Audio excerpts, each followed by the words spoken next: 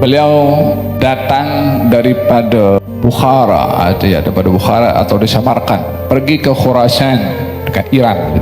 Disambut lebih kurang dalam jarak berbatu-batu dari pintu masuk Khurasan. Semua ulama Khurasan datang menyambutnya.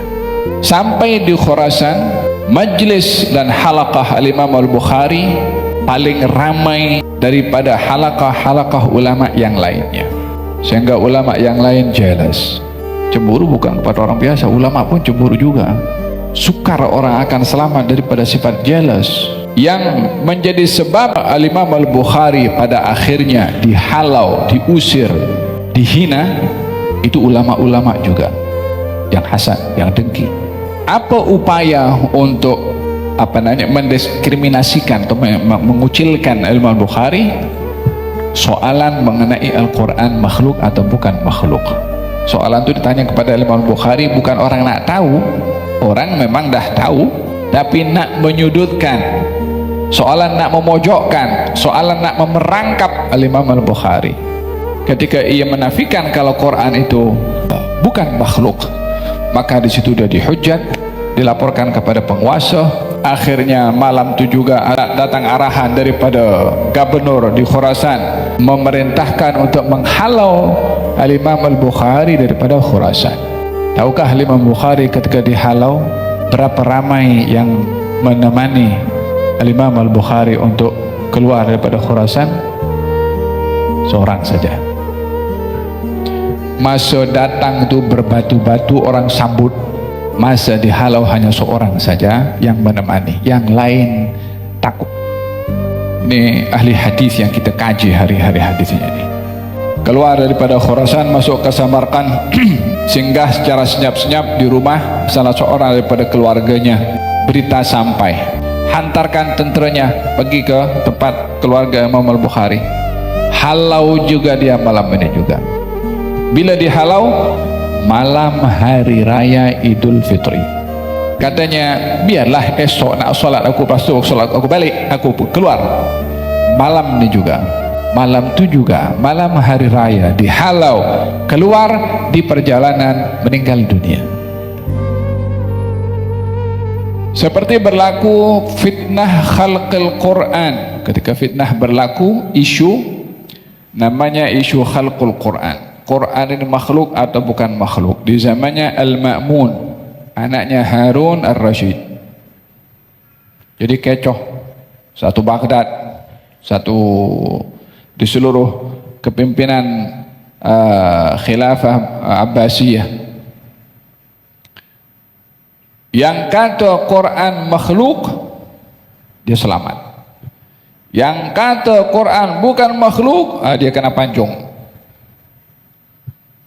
Ketika itu salah seorang di antara mereka ditangkap adalah Sayyidina Imam Ahmad ibn Hanbal. Ketika diheret untuk dimasukkan di penjara dan ingin disebat, ada salah seorang, dia mengatakan kepada Imam Ahmad bin Hanbal, "Ya Ahmad, tetaplah kamu kepada prinsipmu dan janganlah engkau berubah daripada pendapatmu. Walaupun seksaan demi seksaan diberikan kepadamu, sesungguhnya yang akan terasa pada, kalau tidak silap salah, sampai 10 kali sebatan. Yang ke-11 dah tak terasa dah. Sabarlah kamu sampai 10, karena setelahnya tak akan terasa." Dia sudah pengalaman mungkin. Dia dulu pernah juga masuk dalam penjara dan disebat. Yang memberi nasihat kepada Ahmad bin Hanbal dahulunya seorang pencuri yang sudah insaf. Dia beritahu, kalau kamu disebat, sabar sampai 10 kali. Yang ke-11 kamu dah tak terasa dah. Saudara Ahmad bin Hanbal masuk di penjara, dihukum, diseksa, disebat berkali-kali, dipaksa untuk mengatakan Al-Quran makhluk. Sampai orang-orang yang ada di sekelilingnya mengatakan, kata je lah Quran itu makhluk. Yang penting bukan keyakinanmu seperti itu. Yang penting kau selamat daripada seksaan. Katanya kalau aku kata ya, Quran itu makhluk, di luar nih orang sedang ingin mencatat fatwa aku. Kalau aku kata Quran makhluk, orang akan kata fatwa Ahmad ibnu Hanbal Quran itu makhluk. Berapa ramai orang akan sesat dengan fatwa yang palsu. Tak mau dia. Dan Al-Imam Ahmad ibnu Hanbal tetap berpegang kepada kebenaran walaupun ancaman itu nyawanya. Karena kalau dia mengambil langkah yang lain akan menjadi fitnah kepada ramai umat yang sedang menunggu fatwa Imam Ahmad ibnu Hanbal. Ulama-ulama yang lain ketika diancam, mereka mengatakan Quran makhluk. Ya, mereka mengatakan Quran makhluk. Tujuannya bukan berkeyakinan, tetapi oleh karena khawatir nyawanya menjadi ancaman. Al-Imam Al-Bukhari termasuk daripada yang hidup di zaman fitnah khalqul Quran, di mana beliau Al-Imam Al-Bukhari yang berpegang bahwa Quran bukan makhluk, Quran kalamullah. Beliau datang daripada Bukhara atau di Samarkand, pergi ke Khurasan dekat Iran gitu. Disambut lebih kurang dalam jarak berbatu-batu dari pintu masuk Khurasan. Sambutan yang luar biasa kepada Imam Al-Bukhari. Semua ulama Khurasan datang menyambutnya. Sampai di Khurasan, majlis dan halaqah Al-Imam Al-Bukhari paling ramai daripada halaqah-halaqah ulama yang lainnya. Sehingga ulama yang lain jelas. Ulama yang lain cemburu. Cemburu bukan kepada orang biasa, ulama pun cemburu juga. Sukar orang akan selamat daripada sifat jealous.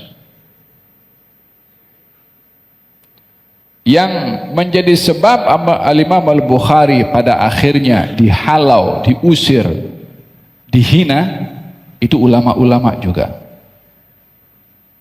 Yang hasad, yang dengki. Ulama pun manusia, bukan maksum. Kita memandang hormat kepada ulama karena ilmunya, tapi bukan memandang kepada ulama sebagai manusia suci. Ulama itu manusia sama seperti yang lainnya. Cuma kelebihannya ilmu itu yang menjadi sebab mereka dihormati. Walau bagaimanapun dalam menghormati mereka, jangan terlepas pandang dari kita kalau mereka juga adalah manusia. Bukan bermakna kita pandang sama rata dengan orang yang tak berilmu. Allah saja membezakan orang berilmu dengan orang tidak berilmu. Hal yastawil ladzina ya'lamuna wal ladzina la ya'lamun. Adakah sama orang berilmu dengan yang tidak berilmu? Tidak sama. Yarfa'illahu alladhina amanu minkum walladhina utul ilma darajat. Allah mengangkat darjat orang beriman daripada yang tidak, dan mengangkat orang darjat berilmu daripada yang tidak. Allah mengangkat darjat orang berilmu, tapi tetap mereka manusia. Jadi kalau ada orang-orang yang berilmu buat silap, jangan dihukum itu seakan-akan dia tuh maksum. Dia manusia juga. Seperti yang lain juga boleh buat silap. Ya betul, memang dia lebih utama untuk menghindarkan diri daripada kesilapan, tapi mereka bukan maksum, mereka bukan nabi. Jadi kalau ada berbuat silap, sadarilah dia manusia juga. Nah, gitu, jangan sampai menghujat sampai seakan-akan tak boleh buat silap karena dia orang berilmu. Tidak juga, karena dia ustadz atau karena dia orang alim, tidak juga.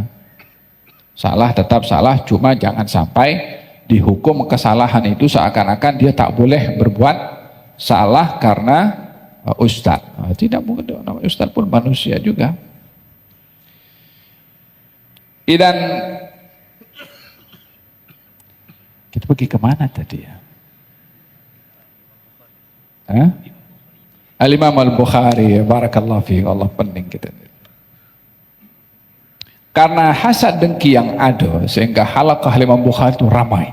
Orang lain tak senang hati. Lapor kepada gubernur. Ini orang sudah banyak mengambil murid-murid kita. Apa upaya untuk mendiskriminasikan atau mengucilkan Imam Bukhari? Soalan mengenai Al-Quran makhluk atau bukan makhluk.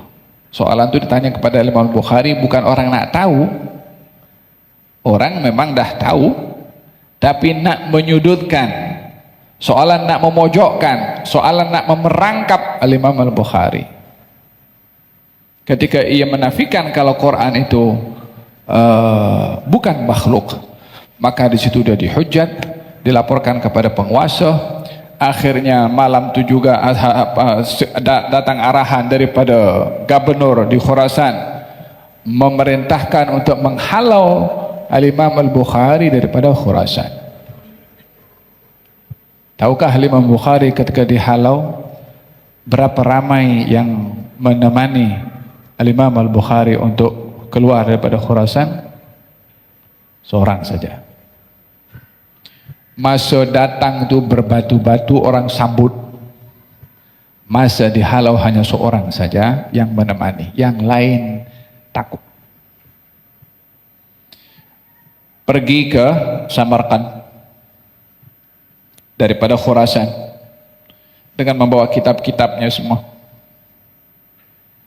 Ini ahli hadis yang kita kaji hari-hari hadisnya ini. Ini orang-orang yang yang hebat sangat dekat media sosial yang kadang perli Imam Bukhari ini. Biar coba tengok ceritanya Imam Bukhari itu dulu. Keluar daripada Khurasan masuk ke Samarkand, singgah secara senyap-senyap di rumah salah seorang daripada keluarganya.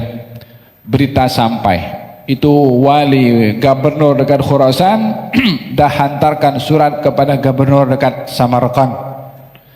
Aku dah halau ini orang, janganlah pulang kau terima. Takkan aku halau orang ini kau terima? Mana aku punya kedudukan? Kita satu geng, kita satu kawan. Wali Samarkand dapat itu surat daripada muhafidz atau gubernur di Khurasan, hantarkan tenteranya pergi ke tempat keluarga Imam Al-Bukhari. Halau juga dia malam ini juga. Bila dihalau malam hari raya Idul Fitri. Katanya biarlah esok nak solat aku, lepas tu solat aku balik, aku keluar. Malam ni juga, malam tu juga, malam hari raya dihalau, keluar di perjalanan meninggal dunia.